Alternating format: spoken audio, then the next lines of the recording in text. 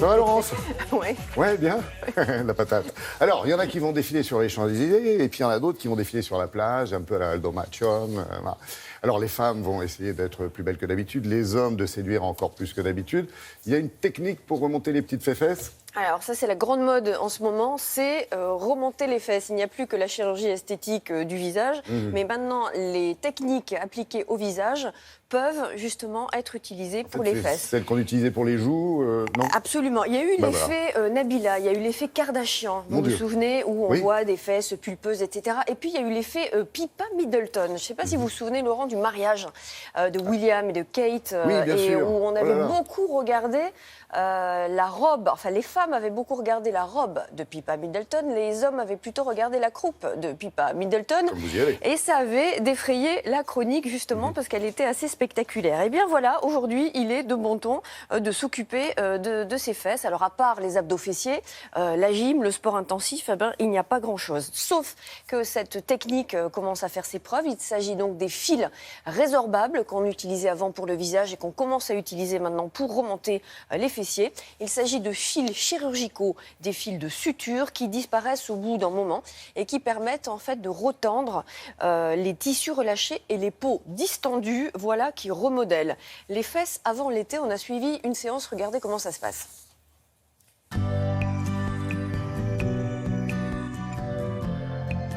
Les fesses repulpées sont de plus en plus à la mode depuis quelques années. On parle de fesses qui sont remontées.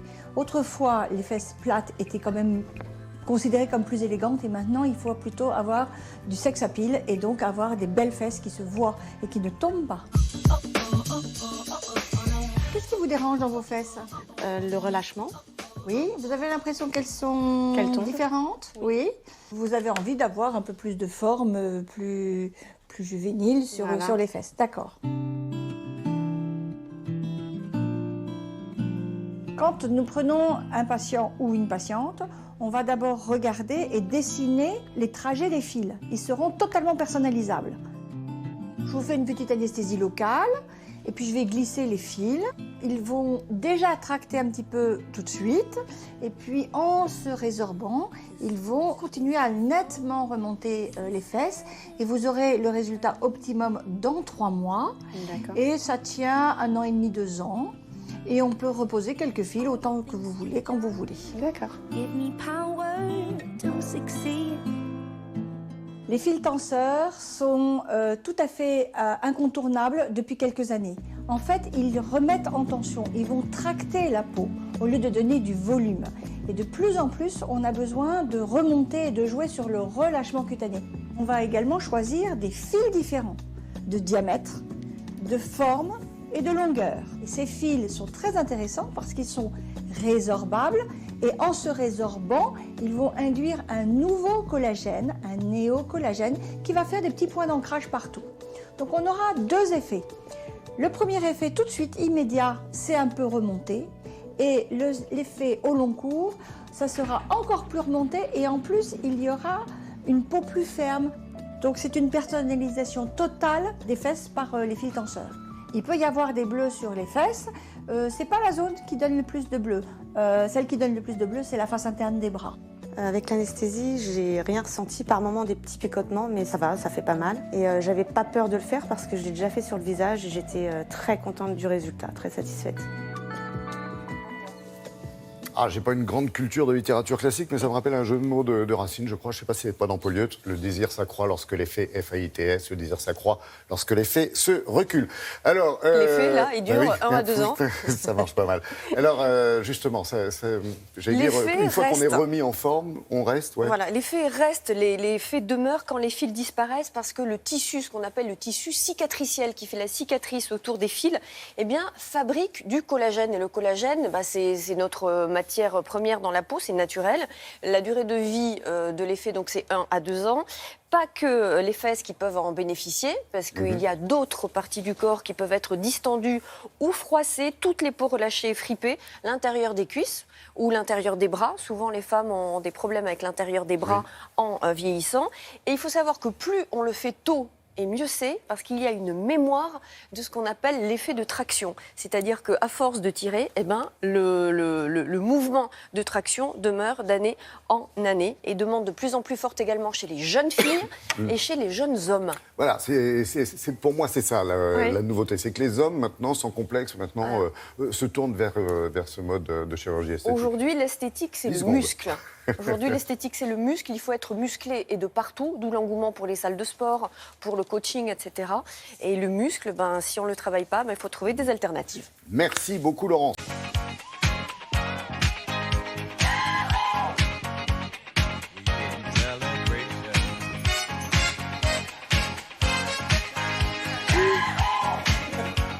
Ah, on a la patate ce matin sur Télématin. Ça va, Très bien, Laurent. impeccable. Bon, il y a beaucoup de choses et quand même les quarts de finale à Wimbledon. Exactement, et il y a eu des surprises. Alors je vous donne dites donc, les quelle résultats surprise. pour les affiches. Donc pour les demi-finales, Sam Querrey face à Marin Cilic et Roger Federer face à Thomas Berdych. Il y a deux grands qui sont tombés, Novak Djokovic et le numéro 1 mondial, Andy Murray. On regarde ce qui s'est passé. On va commencer par Novak Djokovic. Il visait ici un 4e titre, mais le Serbe, 4e mondial, a jeté l'éponge en quart de finale. Son adversaire, Thomas Berdych, menait 7-6, 2-0 et Djoko a abandonné à cause d'une blessure au coude droit. Il a ensuite expliqué que cette douleur le gêne depuis 1 an et demi et qu'il envisage une longue pause pour se soigner.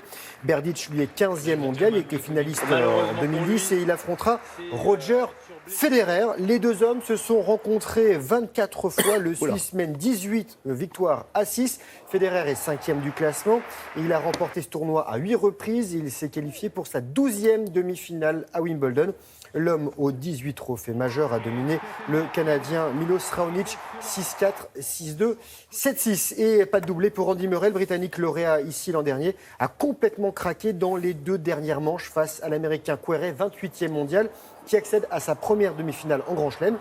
Murray, qui conservera lundi sa place de numéro 1 tout de même, malgré donc cette élimination, s'incline 3-6, 6-4, 6-7, 6-1, 6-1. Et Sam Querrey sera lui face à Marin Cilic, le Croate, 6e mondial, qui n'a jamais atteint le dernier carré ici, lui aussi. Et il a sorti le Luxembourgeois Gilles Muller en 5-7 et Cilic rêve d'un 2e titre en Grand Chelem après l'US Open en 2014. Muller, c'est celui qui avait battu Nadal, c'est ça? Exactement. Ouais, qui n'en revenait pas l'autre jour. Pouf. Là, c'est porte ouverte pour Federer. Voilà, il est pour lui. Il a gagné l'Open d'Australie en début d'année, donc ça devrait bien se passer.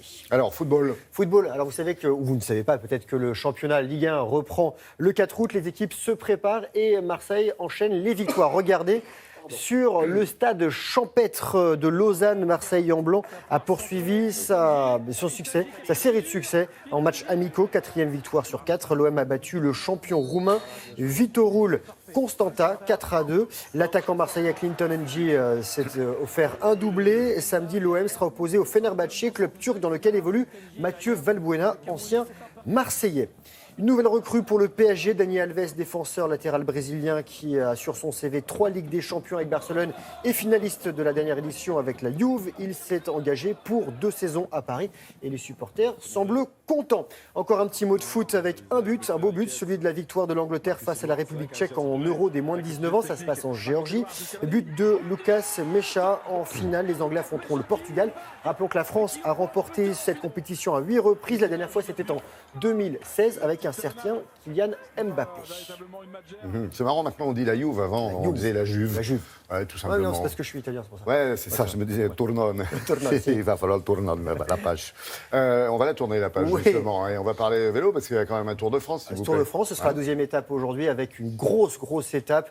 Ça va arriver à Peyragudes. Pour Peyragudes, c'est dans les Pyrénées. Il y a beaucoup de cols à monter. C'est pour ça que notre ami Marcel, l'Allemand, s'est donné au pied c'était le sprint hier pour l'arrivée à Pau. Donc lui, il en a profité. C'était sa 5e victoire d'étape sur le Tour. Cette année, la 14e en tout. Chris Froome, le triple vainqueur et qui est le tenant du titre, reste lui leader. On reste à vélo, on change de terrain de jeu. VTT descend downhill, comme on dit dans le milieu. Coup double pour Myriam Nicole avec l'or en Andorre il y a une semaine. Elle a encore gagné, cette fois-ci en Suisse, à Lenzerheide.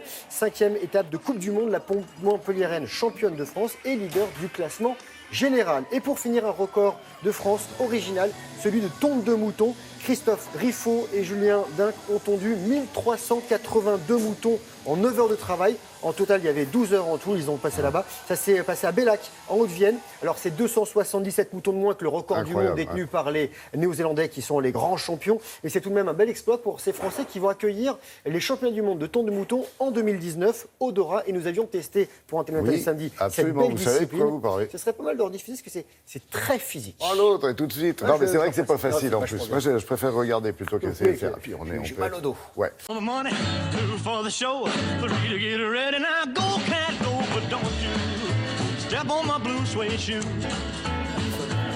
Well, you can do anything but take over my blue suede shoe.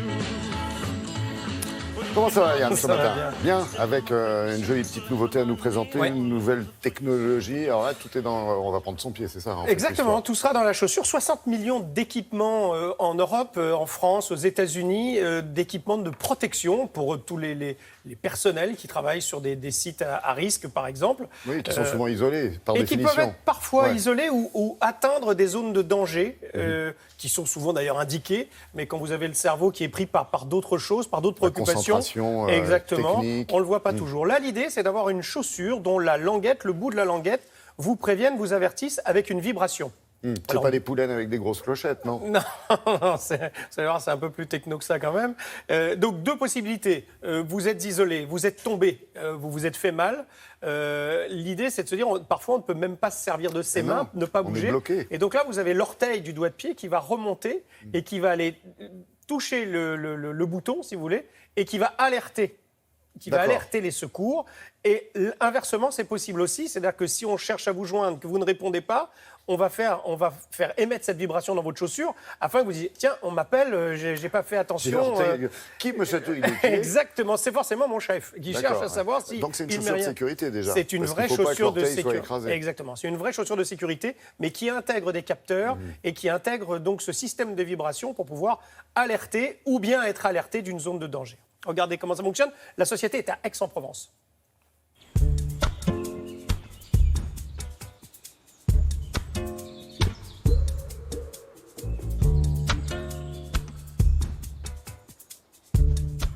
Le concept est une chaussure de sécurité connectée et intelligente qui permet d'envoyer une alerte à son employeur ou à un collègue de travail à proximité en cas de difficulté.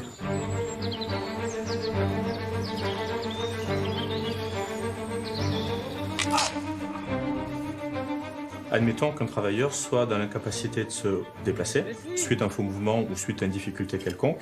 Il y a quelqu'un.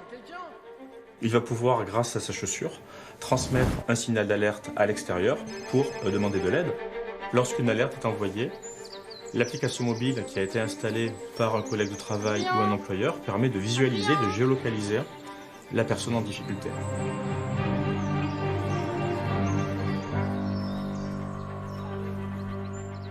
Ce signal d'alerte pouvant être envoyé soit à travers une pression de son orteil, soit à travers une pression manuelle effectuée sur le haut de la chaussure.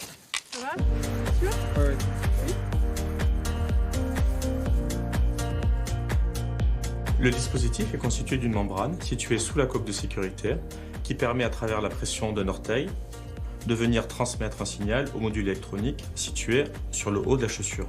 Ce module électronique décrypte le message, l'analyse et l'envoie vers l'extérieur, soit sur une tablette, soit sur un téléphone, soit sur une montre connectée. En cas de malaise, le travailleur, alors inconscient, n'a plus la possibilité d'envoyer un message à l'extérieur.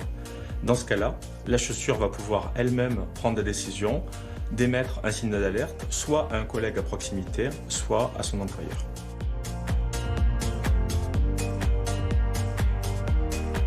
Enfin, pour les travailleurs en zone à risque, notamment agression, la chaussure permet d'envoyer une alerte discrète et silencieuse à travers une simple pression des orteils, cette alerte étant envoyée à des collègues à proximité ou à des employeurs. Jusqu'à présent, les équipements de protection, typiquement la chaussure de sécurité, étaient des équipements passifs. Avec notre invention, la chaussure de sécurité devient un équipement actif et capable de prendre ses propres décisions et d'être un outil de communication pour le travailleur et pour sa sécurité.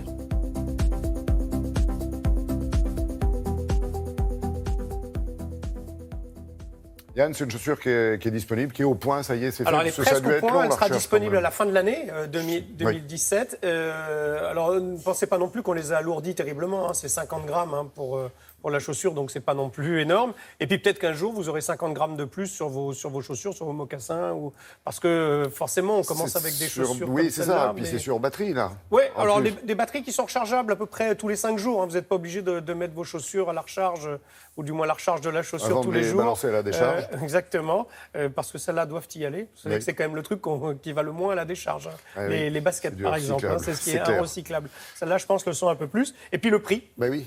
entre 200 et 400 euros, finalement, Ah, quand on même. est assez proche du prix d'une chaussure d'équipement un peu spécial de protection.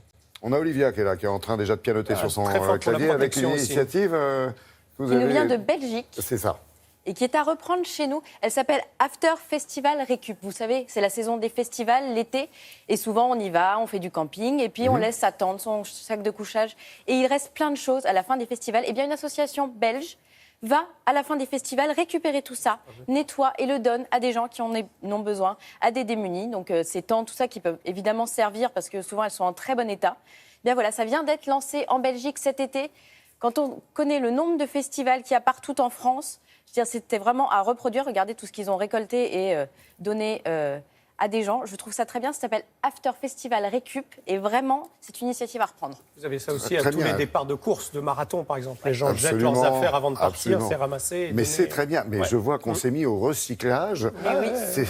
C'est formidable. Merci Olivia tout à l'heure pour d'autres initiatives et d'autres jolies petites choses que vous irez dégoter, des sites ou autres. N'hésitez pas à nous interrompre. On va prendre tout de suite la direction des Pays-Bas où nous attend notre correspondant permanent pour la région, Valérie Lerouge. Bonjour Valérie. Comment ça va ce matin? Bonjour Vous avez- Laurent, ça va très bien, merci, il fait Bon, soleil.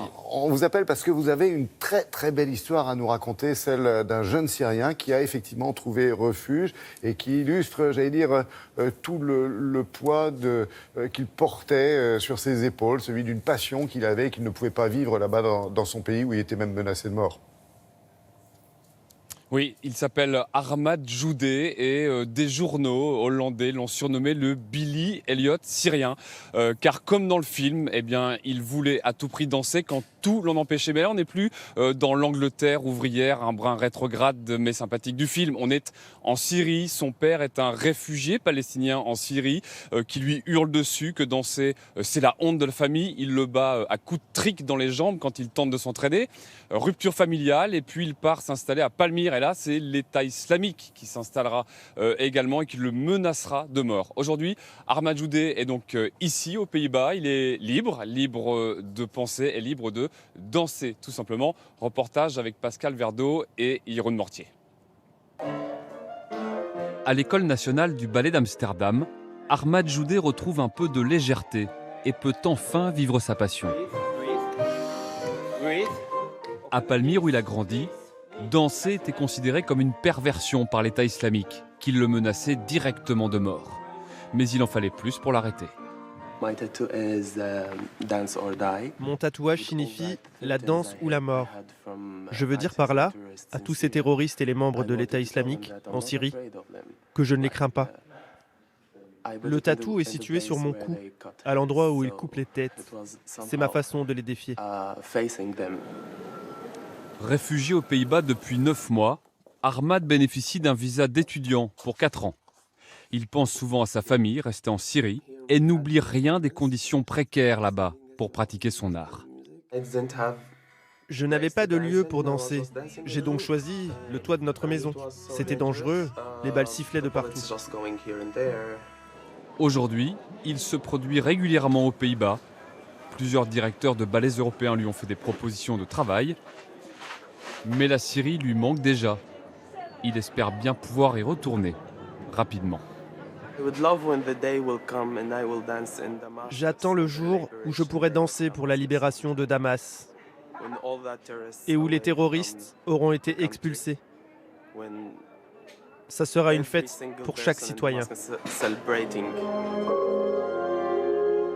Comme pour forcer le destin, Ahmad Joudé danse ce jour-là pour commémorer une libération, celle d'Amsterdam, en 1945. Très belle histoire. En effet, dites-nous, Valérie, qu'est-ce qui est à l'origine de cette belle histoire? Comment Ahmad s'est retrouvé là, en fait? Eh bien, c'est un journaliste néerlandais qui s'est intéressé à lui il y a plusieurs années et il en a fait un documentaire. Il est allé le voir, à Palmyre notamment. Le documentaire qui s'intitule « Danser ou mourir » a été diffusé ici en août 2016. Il a beaucoup ému l'opinion publique. Il a fait un gros buzz sur les réseaux sociaux et dans la profession notamment, à tel point qu'une quinzaine de directeurs de ballet européens lui ont proposé de venir rejoindre leur centre. Il a choisi Amsterdam. Depuis, le journaliste continue à le suivre. Il a fait un deuxième épisode, puis un troisième. Et dans le troisième, eh bien, Ahmad Joudeh retrouve son papa qui est réfugié à Berlin en ce moment. Et eh bien, il se réconcilie dans ce troisième épisode et son papa lui dit toute sa fierté finalement de le voir danser quand je vous dis qu'il y avait quand même un étrangère de Billy Elliot. Vraiment une très très belle histoire. Merci de nous avoir apporté ce sourire et pas tant de légèreté que ça, Valérie.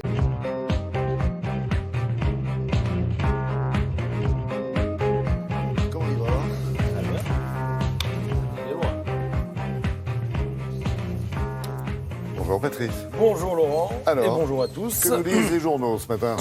On parle beaucoup de Nice. Ouais, Ça va forcément. faire un an. Et ce matin, Nice Matin appelle les Niçois à pavoiser. Le journal invite ses lecteurs à participer à l'hommage organisé par la ville. Il s'agira de l'écriture tout au long de la journée d'un message de 170 mètres de long et de 8 mètres de large. On n'en connaît pas encore la teneur, on sait seulement qu'à 20h, eh bien, ce message, tenu secret jusqu'alors, sera filmé par un drone et dévoilé sur les écrans géants installés le long des quais. Alors un message vu du ciel, d'où on aime à le croire, nous contemple les 86 victimes de l'attentat de l'an dernier. Il y a sur le sujet un traitement empreint d'émotion aujourd'hui dans la presse, car aux 86 victimes s'ajoutent 400 blessés et des centaines de milliers de personnes traumatisées, dont la parole se libère, notamment dans La Croix. Ils sont artistes, chefs d'entreprise ou retraités de l'éducation nationale. Ils sont chrétiens, juifs ou musulmans. Ils sont le reflet de la diversité culturelle de la ville. Ils disent ce qui pour eux a changé depuis un an et l'idée qu'ils se font de la République cimente leur témoignage. C'est à dire ce matin dans La Croix. Alors je conseille aussi la lecture du Figaro. Angélique Negroni y signe un reportage à l'hôpital de Nice où un an après, on est toujours mobilisé par l'attentat. Le service de réadaptation ne chôme pas. On suit les patients, on les transporte. Et là, le détail qui interpelle dans le reportage, ce témoignage. Tout au long de l'année, en transportant les patients en ambulance, il fallait à chaque fois éviter le passage trop traumatisant sur la promenade des Anglais. Voilà, ça c'est dans le Figaro. Une pépite parmi d'autres. On en trouve aussi dans Le Monde où il est rappelé que pendant l'occupation, eh bien, Nice fut plongée au cœur d'une profonde nuit. La promenade fut bunkérisée par la Wehrmacht. Et puis la cité a repris ses forces et relevé la tête. Ce que s'efforcent de faire aujourd'hui les Niçois.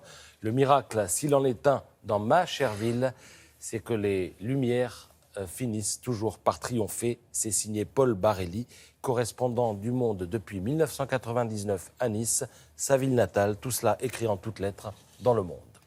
Alors, moins éprouvant, plus amusant, la lecture de Capital, où il se confirme que le magazine a une ennemie, l'administration. Pas une livraison du mensuel qui fasse l'économie de quelques railleries envers ce pachyderme kafkaïen, spécialisé dans les doublons, le gaspillage, les aberrations, même s'il peut aussi parfois s'avérer redoutablement efficace. Mais bon, cette fois-ci, on parle des trains qui n'arrivent pas à l'heure, on s'attarde sur le bêtisier, et il faut reconnaître qu'il y a de quoi faire. Prenez Elisabeth. Alors elle, la Sécu la croyait morte.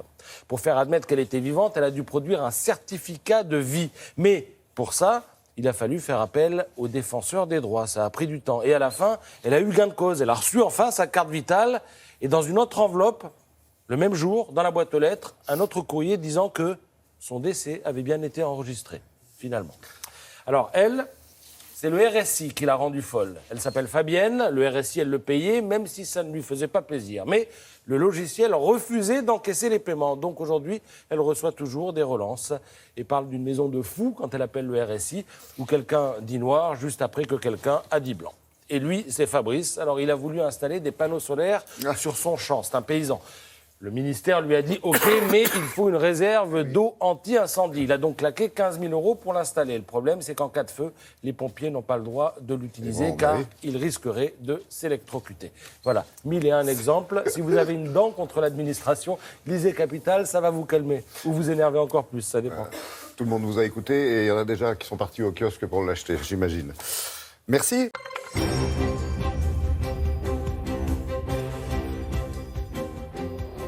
Bonjour Gérard Collomb. Bonjour. Alors le Premier ministre a présenté hier un plan immigration. En quoi les mesures annoncées hier pourront éviter, par exemple, ce qui se passe à Calais, ce qui se passe porte de la Chapelle, à savoir des migrants qui sont évacués et qui reviennent? Si vous voulez, le plan que nous proposons se décline en 3 points. Le premier point, c'est d'essayer de faire en sorte qu'on n'ait plus ces flux de personnes qui aujourd'hui passent à travers le Niger, passent à travers la Libye et qui arrivent quelquefois en Italie, quelquefois en France. Et donc, nous allons mener un certain nombre d'actions pour pouvoir limiter ce flux. Le deuxième point, c'est que ceux que nous déclarons demandeurs d'asile, nous allons le faire de manière accélérée. Aujourd'hui, cela prend 14 mois, nous allons réduire en 6 mois. Enfin, aujourd'hui, il y a très peu de gens qui quittent la France. Nous allons accélérer ce mouvement. Et moi, j'ai donné des ordres au préfet pour qu'effectivement, celles et ceux qui se voient refuser le droit d'asile doivent quitter le territoire. Alors, je m'arrêterai sur le dernier point.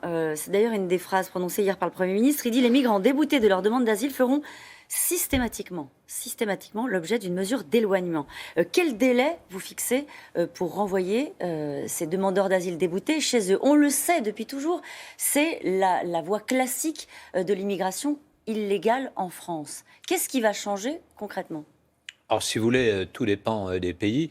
D'abord, vous avez un certain nombre de personnes qui ont déjà fait leur demande d'asile dans un autre pays et qui la retentent en France. On va prendre contact avec ces pays, on va leur renvoyer ceux qui, effectivement, sont en charge dans leur pays.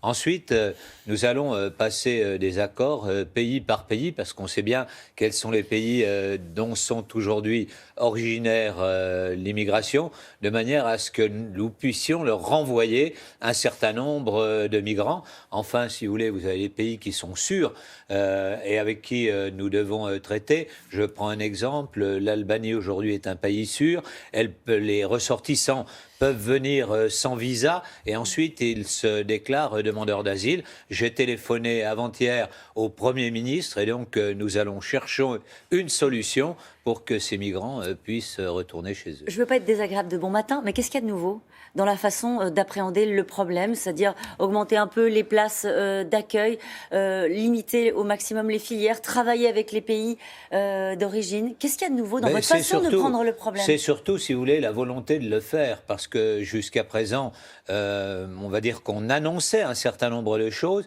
et on ne le faisait pas. Pour la première fois, un certain nombre d'avions ramènent les migrants dans leur pays et donc nous avons vraiment décidé de nous attaquer à ce problème avec une extrême fermeté.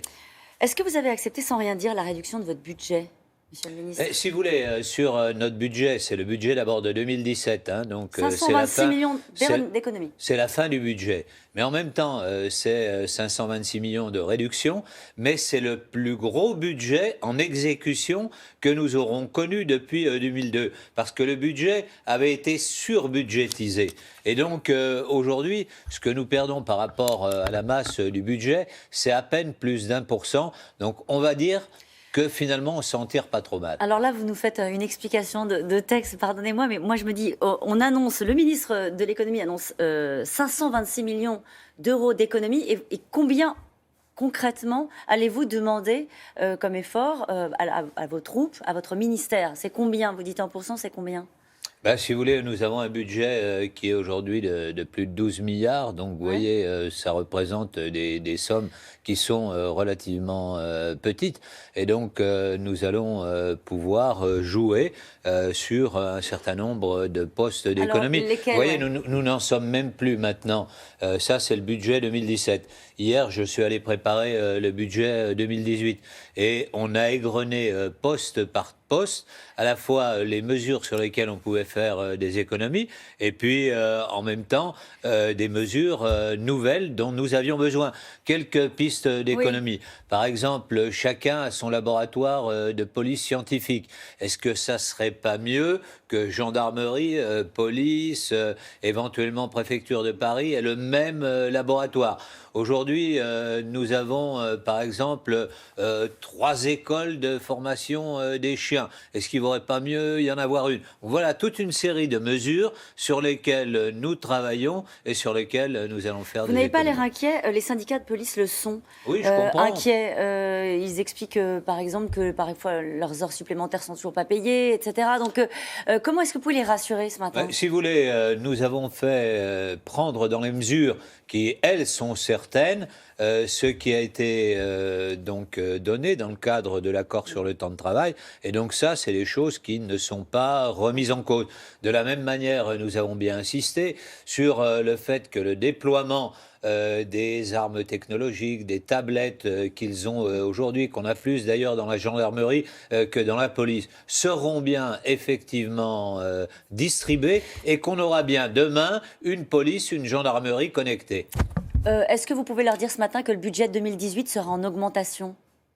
2018, c'est l'année la pire, si vous voulez. Pourquoi? Parce que vous avez, en fait, dans le budget précédent, une fausse estimation. Donc, on découvre tout d'un coup qu'il y a 8 milliards de crédits qui étaient annoncés et qui n'existaient pas. Donc, moi, je découvre, par exemple, que dans tel ou tel secteur, je ne peux même pas payer jusqu'à la fin de l'année. Donc, je suis obligé de réabonder pour pouvoir payer un certain nombre de dépenses. Donc, ce sera rude aussi en 2018, c'est ce que vous Oui, nous expliquez ce matin. On va dire ça comme claires. ça. Combien d'effectifs sont mobilisés? Nous sommes à la veille du 14 juillet. 14 juillet, un an après les attentats de Nice. 14 juillet avec la venue également de Donald Trump.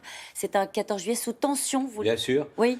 Nous avons mobilisé 86 000 personnes, donc ça veut dire un effort tout à fait impressionnant.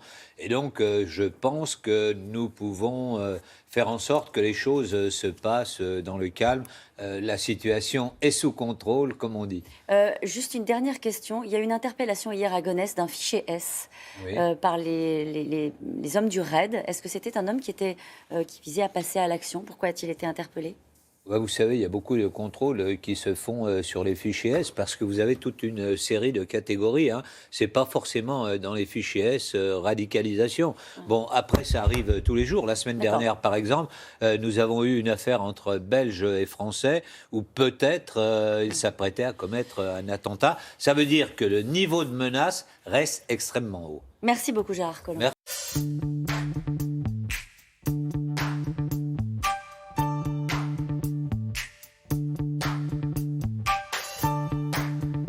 Bonjour Isabelle. Bonjour. Vous allez bien ce matin? Oui. Je vous sens un peu à la bourre, non?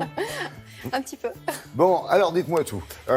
Finalement, si on veut souffler les 70 bougies de la Maison Dior, c'est au Musée des Arts Décoratifs qu'il faut aller à Paris. Ah oui, c'est incroyable. Des musées, j'en ai vu, des expos aussi, mais alors là, une exposition comme ça... Faites gaffe à votre montre, là, à votre bracelet.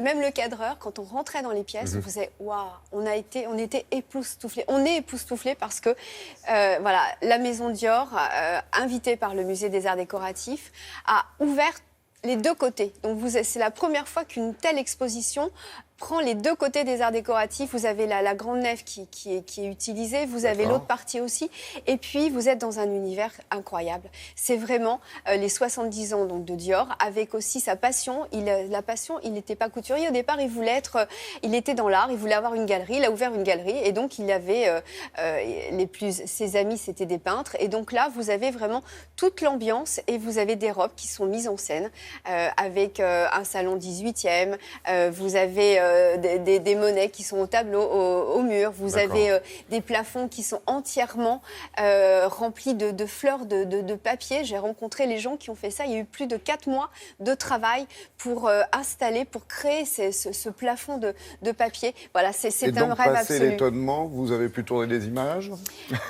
Je vous invite à regarder parce que voilà, gentil, vous nous mettez en appétit les images parlent d'elles-mêmes.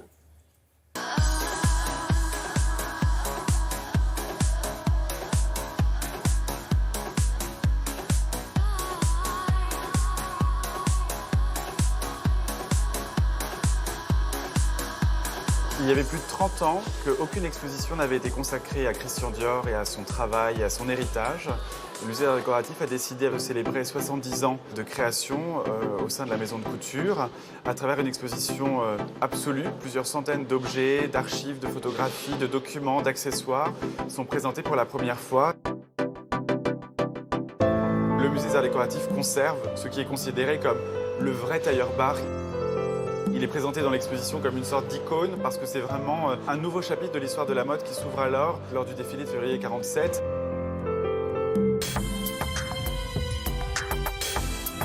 Tout l'univers de la maison est déployé à travers un certain nombre de thématiques et toujours avec cette résonance avec les arts, la peinture, la sculpture, les arts décoratifs. On a par exemple tout un thème sur le XVIIIe siècle qui est un thème de référence pour toute l'histoire de la maison. C'est vraiment des dialogues entre les robes, les objets, les tableaux qui éclairent les origines du style. On va vraiment s'arrêter sur l'apport de chaque directeur artistique. Après la mort soudaine de Christian Dior, Yves Saint Laurent est nommé à la tête de la maison. C'est une décision incroyable parce qu'il n'a que 21 ans et il invente la ligne trapèze, une ligne décintrée qui libère le corps, qui annonce les années 60. Marc Bohan arrive au début des années 60 et il amène son slim look. C'est vraiment en phase avec cette idée de la jeunesse, d'une silhouette très allongée, très fine, très adolescente et il est complètement dans l'esprit de cette époque. Gianfranco Ferré, dans le contexte des années 80, amène cette générosité à l'italienne. Il a une formation d'architecte, donc c'est des volumes très forts, très structurés, avec un jeu de drapés, de broderies, de couleurs. Galliano lui succède dans les années 90 et il amène une autre forme d'extravagance, celle-là britannique, et cette fameuse façon de concevoir la mode en mélangeant les époques, les pays du monde entier. Changement radical avec Raf Simons, qui travaille vraiment sur les volumes. C'est vraiment un coloriste avec une gamme de couleurs qu'il déploie sur chaque collection. Maria Grazia, c'est l'arrivée d'une femme. Elle exprime la femme d'aujourd'hui avec cette façon de percevoir le vêtement qui peut être un vêtement de rêve.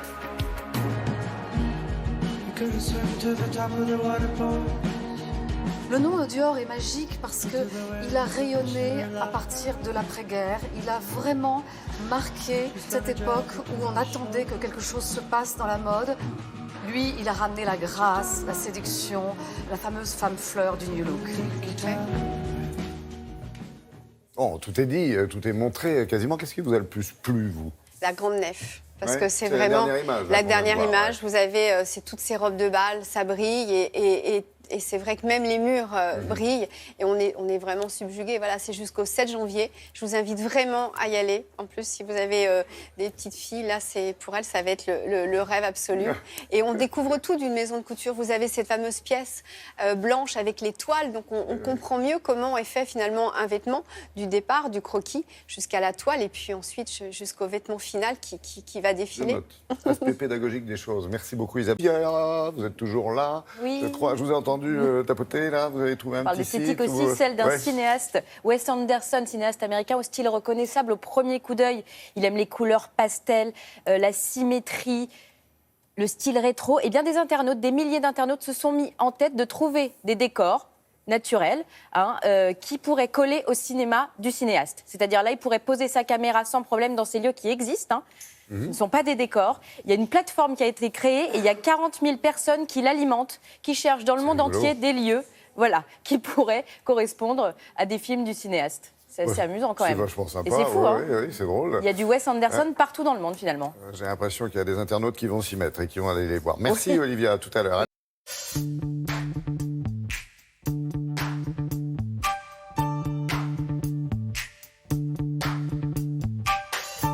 Et 8h15, c'est l'heure de notre bloc-notes culturel et artistique du jour. Et vont se succéder pendant quelques minutes sur le plateau de Télématin Henri-Jean, Charlotte, Olivia, Sarah, Patricia, Anissa. Vous avez tout noté? Oh. Oui, Jean. Ben oui, je crois qu'il y avait un petit peu de musique et de jingle. Il est déjà passé. On attendait Lully quand même. Tu veux un petit café? Il y a la silence. Mais non, on attendait royale. Lully quand même, enfin. Alors, moi, quand je fréquente le potager du Dauphin à Meudon, Henri-Jean, lui, fréquente le potager du roi. Du roi. Chacun a sa place à Versailles. Voilà. Et c'est là où on peut rencontrer vous allez voir une princesse formidable. Alors surtout, c'est que donc le potager du roi, il est à Versailles. À l'origine, vous savez, à Versailles, il y a la pièce d'eau des Suisses. Enfin, on a creusé un espèce de lac. Et il y avait des marais putrides, des puants épouvantables. La terre qu'on a retirée pour faire la pièce d'eau des Suisses, elle a servi à combler les marécages. Et sur ces marécages, Louis XIV, 1683, il a 45 ans, c'est un espèce de roi écolo qui vit avec sa petite entreprise, décide de se créer sa propre légumerie, si j'ose dire, son propre jardin, et ça devient le potager du roi. Il y a des poiriers, il y a des légumes qu'il aime, et donc cet endroit est resté tel quel en l'état, avec des graines qui ont été semées il y a des années, qui ont fait des petits, qui ont fait des petites. Et ce qui était magnifique à voir, c'est que une descendante, une petite fille de Louis XIV, que j'adore, qui est une amie délicieuse et exquise, son Altesse royale, la princesse Tania de Bourbon-Parme, qui descend de Louis XIV en droite ligne par les rois d'Espagne, donc et par les princes de Parme, est venue visiter donc ce potager royal pour y faire un petit pique-nique sympathique. Le petit pique-nique sympathique, en fait, il est dans un endroit qui est classé monument historique. Et cet endroit, vous savez que si vous désirez, si la comtesse Bouteloup, par exemple, ou le baron Bignolas, veulent aller chercher leurs légumes... Baron, ça fait un peu voyou. Non, bébé. Alors, le marquis Bignolas, veulent récupérer des légumes. Vous avez le droit le lundi, le jeudi et le samedi. Le potager du roi propose à la vente non seulement les légumes du potager du roi, mais propose aussi de la confiture, enfin des choses qui sont faites avec ce qui est fait dans cet endroit. Donc, des produits nobles. Imaginez la chair exquise qui coule entre vos mâchoires, entre vos mandibules. C'est extraordinaire. Et à des prix accessibles. C'est bien, un produit noble à des prix accessibles. Alors, ce jardin avait été créé par Jean-Baptiste de la Quintinie, qui était l'architecte et le directeur général des Jardins du Roi. Pour être franc, c'est une avant-première, mais Philippe Collignon, qui est un peu le nôtre, si j'ose dire, nous y avait amené faire un petit tour il y a quelques années. Le vôtre. Voilà. Donc, je vous emmène au potager du roi, sur les traces de la princesse de Bourbon-Parme, Altesse royale, princesse en avant. SAR. Tania. Ah bah.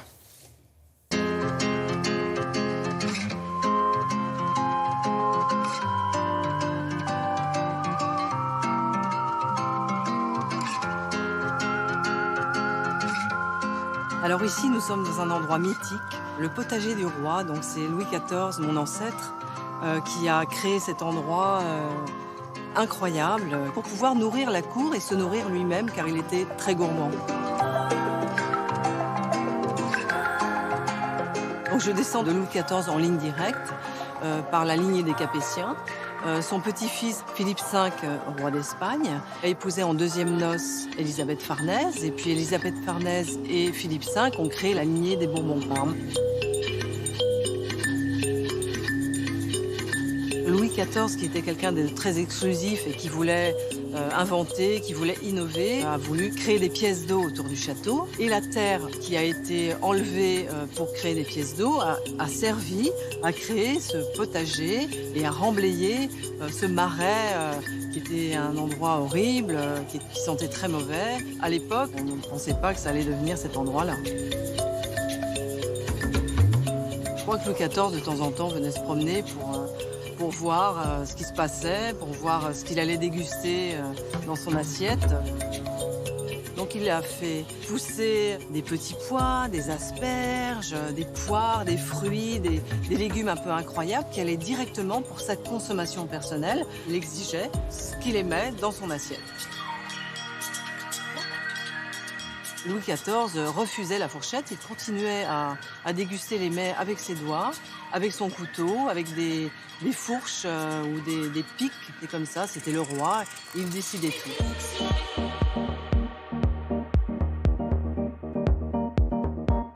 Et ce qui est bien dans un jardin potager, c'est que mélanger les fleurs et les légumes, chacun s'aide mutuellement. Des fleurs de souci, des cosmos.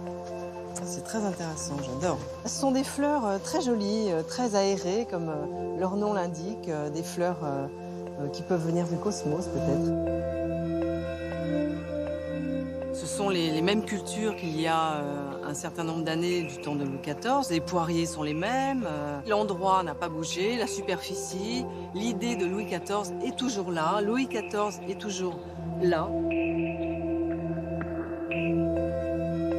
Mais maintenant, on essaye de réaménager et de réhabiliter de manière moderne tous ces légumes et tous ces fruits qui sont consommés, qui sont vendus sur les marchés aujourd'hui, donc c'est très intéressant. C'est la transmission. Ça a marché. Jamais sans mon ouvrage. Voilà, alors nous remercions son Altesse Royale la Princesse Bien qui a sûr. collaboré avec nous. Je vous signale je vais parler de 2 livres. Le potager du roi chez Glénat, c'est les dessins de saison, les légumes dans le potager de Versailles. Et en fait, ce pique-nique avait été organisé par un garçon qui s'appelle Christophe Brun-de-Verne, qui est un chef privé pour les familles royales à travers l'Europe, qui va faire des promenades gustatives. On peut l'inviter chez les marquis de Vignola. Oui, on peut venir. pas. Il peut vous faire un petit Là, fricot. plateau, un petit pique-nique. Un petit matin, fricot, comme il peut ça. vous faire un petit fricot. Allez, soyons fous. Un fricot, voilà. Donc c'est un livre qui paraîtra aux éditions Intervalle, alors quelques années, et qui racontera quelques pique-niques, quelques dîners exquis à travers l'Europe, donc dans le château des Vignolas, peut-être. Voilà. Alors, on ne se fait pas de film, mais on va quand même parler cinéma. Merci, Marion. Pour être heureux, qu'est-ce qu'on attend pour faire la fête? Y a des noisettes dans le chemin creux. Allez, on va pas faire un petit pique-nique, nous. En revanche, on part en colo. Voilà, on part en colo, absolument. Une comédie, c'est la saison des comédies quand même. Vous savez que l'été, normalement, c'était réputé pour avoir des sorties cinéma un peu faiblards. On disait que les mauvais films sortaient l'été. C'est ça. Oui, mais ça continue, hein, il y en a toujours.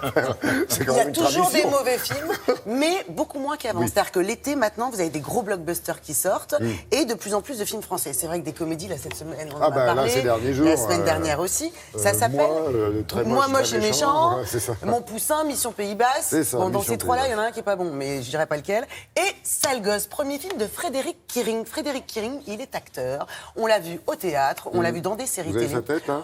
J'aimerais bien qu'on ait sa tête. Ouais. Elle va Ah bah oui. Il est beau gosse, D'accord. non Oui, Il a une bonne acteur. tête. Et là, il a fait comme tant d'autres à cet âge-là. Quand ils ont Il du passe talent. derrière la caméra. Eh ben voilà. Galop d'essai réussi. On n'est jamais mieux servi que par Et soi-même. voilà, et on s'offre le meilleur rôle. Dans ce film-là, il reprend le principe des chocs des générations, qui marche bien. Il y a le choc des cultures, le choc des générations. On découvre Alex. Alex, c'est l'acteur Thomas Soliveres, un étudiant qui vient d'accepter un petit job d'été. Il va partir, il va être mono-animateur dans une colonie de vacances. Jusqu'ici, rien de bien original. Il arrive, il découvre son groupe, et son groupe, ce n'est pas des enfants, ce ne sont pas des adolescents non plus, ce sont des seniors, des retraités particulièrement Ce sont excités. eux les sales gosses, alors. Ce sont eux les sales gosses, comme quoi il n'y a pas d'âge pour faire des bêtises. Et ils le font tourner bourrique. Mais c'est ça, et puis ils sont très portés sur la boisson, sur la bagatelle, sur la fumette. Sur la c'est chose. très rigolo, sur la chose, exactement. Sur la chose. On a rencontré 2 des actrices du film. Frédéric Bell, vous l'apercevez. Ah oui, tiens, maintenant elle est Elle était brune. blonde, oui, c'est ça. Elle était blonde avec sa minute blonde, là. Elle faisait l'intervieweuse et cervelée. Très sympathique, c'est la directrice de la colo. Et Carmen Maura, l'actrice espagnole, ancienne muse de Pedro Almodóvar.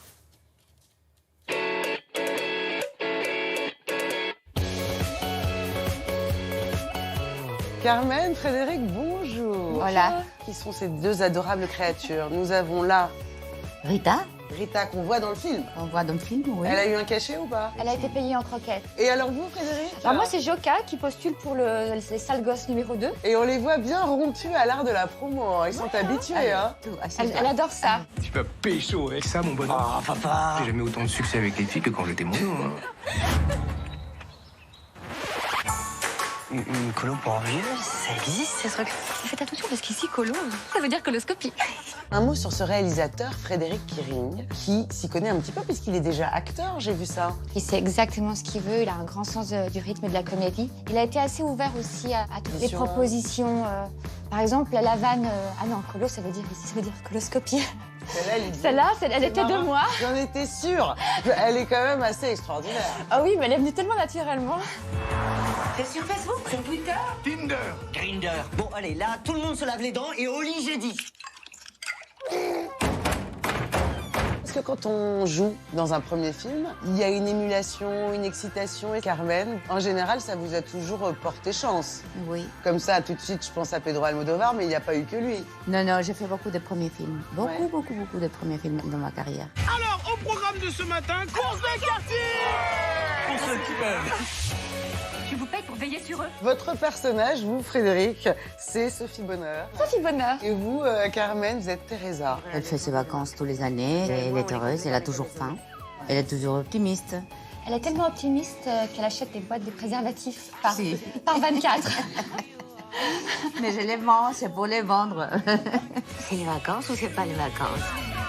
C'est ce qu'on appelle un film choral. Ça n'a pas dû être simple pour le réalisateur parce que c'est quand même un joyeux foutoir. Et il faut que ce soit très organisé, la comédie. C'était pas facile. Et non, surtout et que parfois vous étiez même dissipé. s'énerver avec nous. Eh ouais. Un petit peu. Avec vous, un peu moins. Non, mais comme on était tous les retraités ensemble, on devait rentrer ensemble, on devait parler l'un après l'autre. Ça a vachement de gueule, le marbre. Grave, ça claque sa mère. Quand on a tout un concentré d'acteurs et d'actrices, on se dit, est-ce qu'à un moment, ça a été bataille d'ego? Qui avait la plus grande caravane? Pas du tout, parce que justement, le film ressemble un petit peu au tournage. C'est-à-dire qu'on vivait vraiment tous ensemble, on avait des grandes loges communes. Ouais. C'est pas un film à gros budget, donc on a compensé l'argent par l'amour, en fait. Tu sais qu'on peut trouver de l'herbe. On rit énormément, mais il y a quand même un propos assez fin et intelligent derrière tout ça. Une belle réflexion sur l'âge. Cette bande de vacanciers, ils s'aiment, ils font l'amour, ils fument, ils partent faire du nudisme. C'est des sales gosses. Ouais. Donc ça montre qu'en fait, c'est un peu aussi ce qui nous attend. Je trouve ça plutôt optimiste pour le futur. J'ai hâte de devenir comme eux. Ah, des sales gosses. Une boîte de boulequet, s'il vous plaît. Et une boîte de préservatifs. Je tiendrai pas deux mois. Merci Carmen, merci. Merci. Gracias. Il faudrait peut-être pas les emmener en pique-nique dans le potager du roi. Non, je crois pas. Alors, ce sont des panthères sur ma robe. Voilà, parce que en fait, figurez-vous, voilà. parce qu'avec Henri Jean, on a fait la même réflexion. On a dit, mais c'est quoi cette robe? C'est quoi Ouais, cette ce ne imprimé, sont etc. pas des loups-garous, ce sont des panthères. D'accord, Donc ça très sort bien. mercredi prochain. Vous avez Ouais. reconnu le jeune Thomas Oui, Soliveres, talent qui monte, qui monte, qui étoile monte. montante de la comédie, qui incarnera le prochain Spirou dans les aventures de Prochain Spirou Spirou. au cinéma. Spirou et Fantasio. Voilà. D'accord, dans Sale Gosse, donc, effectivement, un film, on l'a dit, une comédie. Avec plein de gens que vous connaissez, vous avez reconnu Albert Oui, parce Delpy, que Liliane Robert ils sont à qu'on un voit paquet, là, dans on parle- 10% Bah oui, ça. sur France 2. Et franchement, c'est un bon cru. C'est sorti, Vous allez bien rire mercredi prochain. prochain, histoire de rigoler. Et on retrouve Olivia qui s'est fait plus qu'une toile. On a des grandes premières ce matin et on va parler de cinéma. D'ailleurs, pour commencer avec un court-métrage que l'on peut voir en ligne, il est signé Michel Gondry. Et alors, il a relevé un nouveau défi, réaliser un court-métrage uniquement avec un smartphone. Le film s'appelle Détour et il célèbre les vacances à la française. La campagne, la plage, la forêt, le camping, les petits villages. Il faut savoir qu'avant qu'on lui confie ce projet, il n'avait jamais utilisé un smartphone. C'est quand même drôle. L'histoire, c'est celle d'un petit tricycle rouge qui va se détacher de la voiture familiale. Et puis, ça va devenir le héros de ce court-métrage. On regarde quelques images de la bande-annonce. Mon tricycle! Mais je t'avais dit de pas prendre ce tricycle, t'es trop grande pour lui maintenant. C'est toi qui te rends. Ah, c'est malin maintenant, qu'est-ce qu'on fait? Bah je sais pas. J'en prends un pour taper sur l'autre.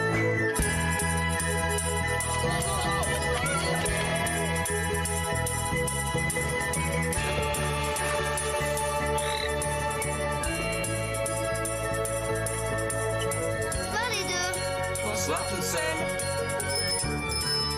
Je vais partir sur une île déserte.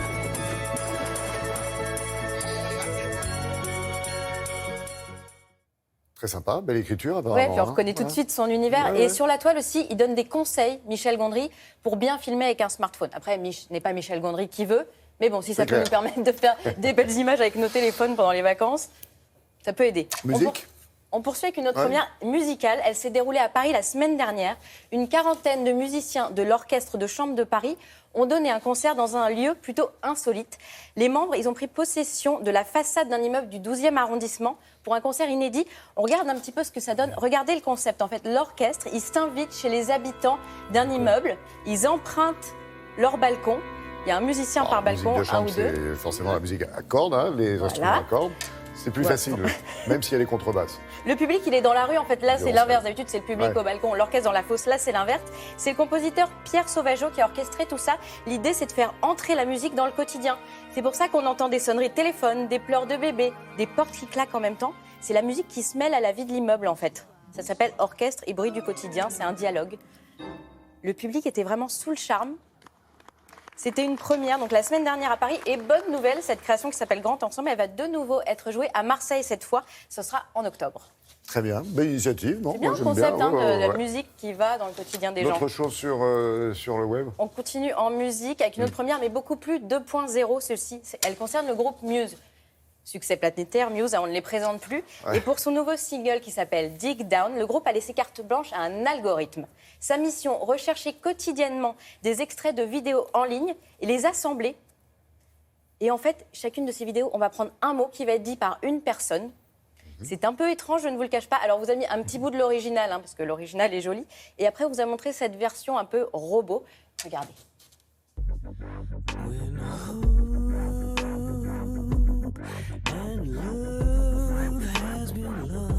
You fall to the ground. You must find a way. When the darkness of the center. You were told it's the end. You must find a way.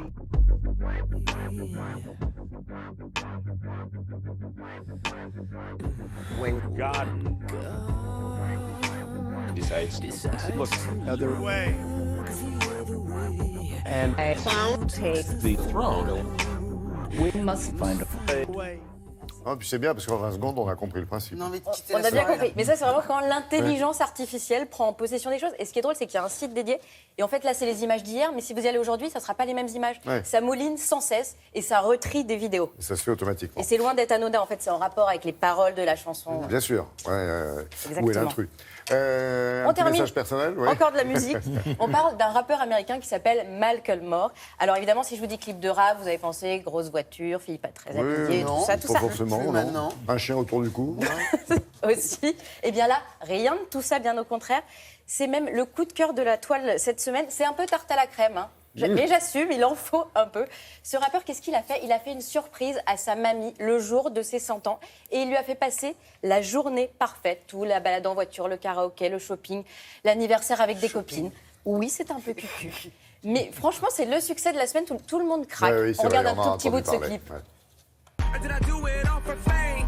Legend is Exodus, searching for euphoria, judging through the mud to find the present, no ignoring us. Got 20,000 deep up in the street like we some warriors. My mama told me never bow your head. Whoa. I feel glorious, glorious. Got a chance to start again.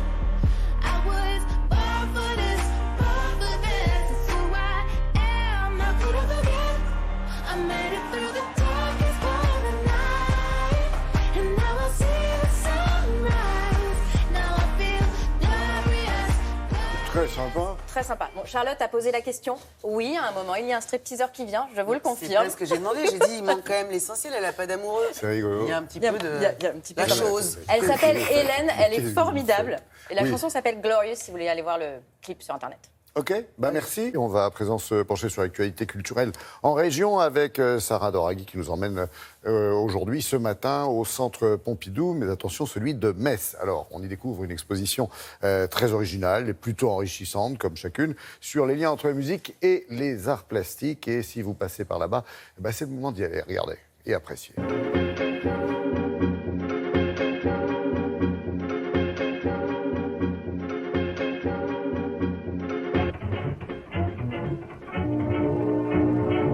Musique Circus est un parcours chronologique qui permet de relire l'histoire de l'art du XXe et du XXIe siècle à travers le prisme musical et qui pose les grands jalons de l'histoire de l'art moderne et contemporain. Art plastique et musique font bon ménage depuis tout temps. Donc ici, on commence le sens de l'abstraction et on montre à quel point la musique a été fondamentale dans la naissance de l'abstraction. Ici, on se trouve dans le salon musique de Kandinsky, qui est un chef-d'œuvre de 1922. Kandinsky a inventé l'abstraction en écoutant un concert de Wagner à la fin du XIXe siècle. La première partie du parcours est plongée dans le noir. En fait, c'est pour mettre le visiteur dans cette sensation qu'a eu Kandinsky à l'écoute de ce concert de Wagner. Il a vu des formes géométriques, colorées, danser devant ses yeux. Et l'abstraction, en fait, est née de ce moment fondateur de ce concert. Un petit peu plus loin dans le parcours et donc un petit peu plus loin dans le temps aussi, il y a Calder.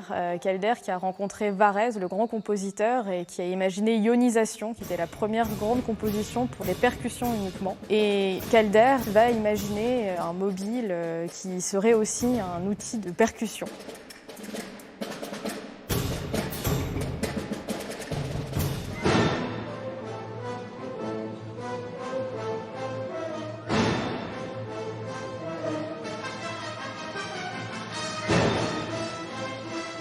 Une autre œuvre phare, c'est l'œuvre de Marc Chagall, qui a la particularité d'être la seule œuvre figurative du parcours. Chagall vient d'arriver à Paris, il rencontre les artistes fauves, les artistes cubistes, et donc on voit toutes ces influences dans cette toile, avec le violoniste klezmer qui emmène tout ce défilé nuptial dans cette toile qui s'appelle La Noce.